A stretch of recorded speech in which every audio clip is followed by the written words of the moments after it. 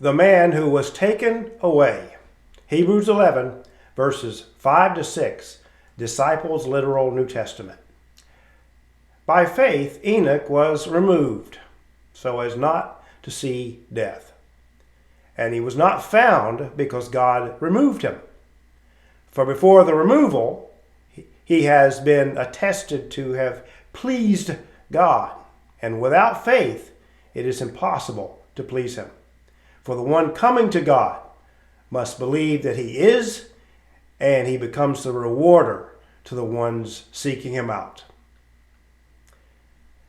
I'm returning to the series on the heroes of the faith that I started in November 15th of last year.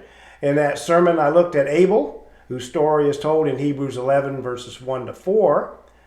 He was a man who had a very short life, but he did not throw away his one shot. When he had the opportunity to demonstrate faith, he did it. Today I'm going to talk about Enoch. Now there are 3 myths about Enoch, and the first time I wrote this sermon, I spent the whole time dispelling them. Well, I dumped that sermon and I rewrote it yesterday. Everything I said in it was true, but it's just not what I need to say about living the life of faith. So here's a summary of that message. First, Enoch did not go to heaven. The Bible says that no one has gone to heaven except Jesus. Neither Genesis nor Hebrews claims that Enoch was an exception. Second, Enoch did not become immortal. The Bible says in Adam all die, and that includes Enoch, who was the 7th generation from Adam. In fact, not one of these heroes of faith mentioned in this chapter became immortal. Hebrews 11:13 says all these died in faith, including Enoch. Enoch was removed so as not to see death, not his own death, but the death of his descendants in the flood. Enoch was not sinless. His personal righteousness was not what made him different from everybody else in his day. Genesis 5:24 says he walked with God. To walk with God is to have a relationship with him. How did Enoch get that relationship? Well, Genesis does not say, but Hebrews does. Hebrews 11 says that Enoch pleased God because of his faith. The gospel tells us that we too can please God by putting our faith in him. All you have to do is believe that God exists and believe that he rewards the ones who seek him out.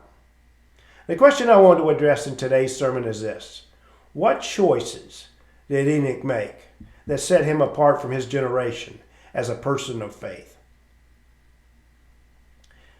Well, Enoch chose to believe in God. Our text says that the one coming to God must believe that he is, and Enoch did that. He lived in a generation that was turning its back on its creator, and he chose to acknowledge God instead. All of these heroes of faith that the author of Hebrews lists are remembered for different reasons, but one thing that is true of each one of them is that he or she chose to believe in God when others chose to ignore or reject him. The disciples saw Jesus curse a fig tree. They saw the tree wither and die before their eyes, and Peter thought, wow, look at that. Jesus said, have faith in God. It's not about a dead tree. It's about a living God. That's why Jesus used that opportunity to teach them about praying to God and expecting forgiveness from God. The same power that can destroy a tree and remove a mountain can also forgive sins. He is God, and our first choice must be to believe in him. Enoch chose to seek God. Our text refers to the one coming to God and the ones seeking him out. When his generation was seeking everything but God, Enoch was seeking the God who created everything. Ours is a generation very much like that in which Enoch lived. We have scientists who dedicate their lives to knowledge so that they can solve the world's problems, but these very same people have often turned their back on the one who holds everything together by his wisdom and power.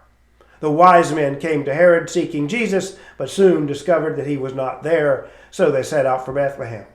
If they had turned back and returned home after Jerusalem, we would not know about them. They were truly wise men because they kept seeking for Jesus until they found him. Enoch was like that. He heard about God from his parents. He heard stories about God passed on by oral tradition, but he was not satisfied with that. He wanted to have a personal experience with God. Brothers and sisters, please don't let family or tradition be your only reason for identifying as Christians. Seek a genuine relationship with God through Jesus Christ. Enoch chose to please God. Our text says that he has been attested to have pleased God. When the generation all around him were choosing to disappoint God, he was choosing to please God.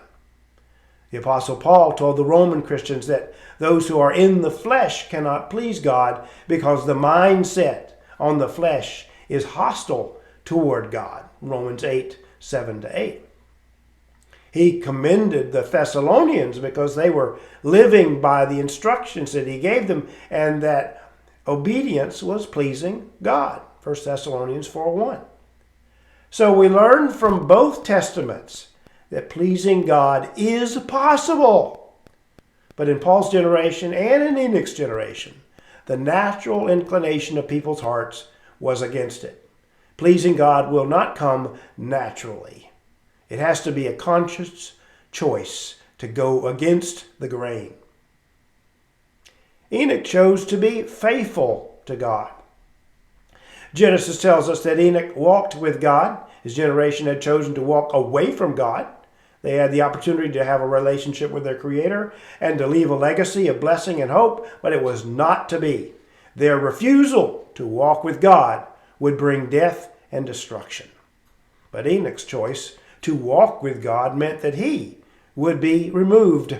By God's grace, he would not live to see the devastation and destruction caused by his generation's rebellion.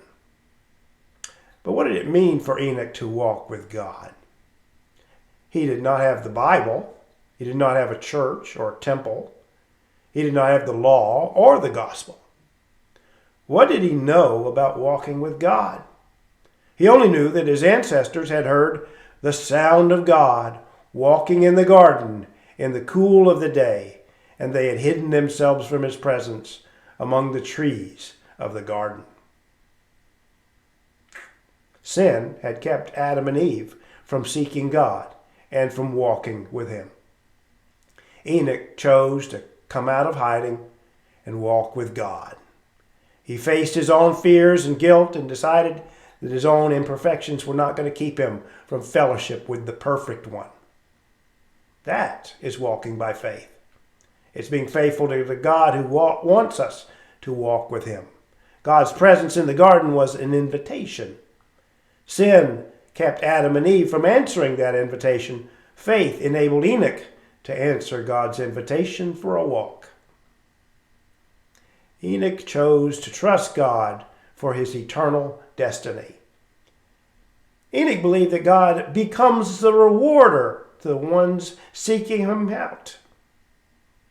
Besides Genesis 5, the genealogies, and Hebrews 11, the only other biblical reference to Enoch is a prophecy he gave about the Lord coming in judgment.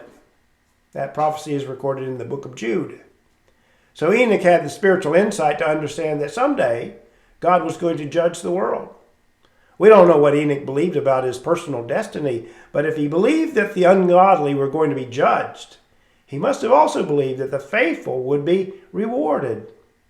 In today's text, the author of Hebrews gives Enoch as a witness to God as a rewarder. One day, Enoch is going to walk with God again and forever. God offers you and me the same invitation. He knows we have sinned and fall short of his glory. We don't deserve to have fellowship with him. But he has sent his Son as a sacrifice to atone for our sin so that we can once again not only enter into his presence, but walk with him. Jesus instructed John to write a letter to the church in Sardis in Revelation 3, verses 1-6. He said that the city had a few people who had not stained their clothing by hypocrisy. He promised them that he would not erase their names from the book of life, but confessed their names before his Father. He also promised them that they would someday Walk with him in white clothing. We were created to go for a walk, and for that walk to never end. Have you started your walk with God yet? God bless y'all. Have a great day.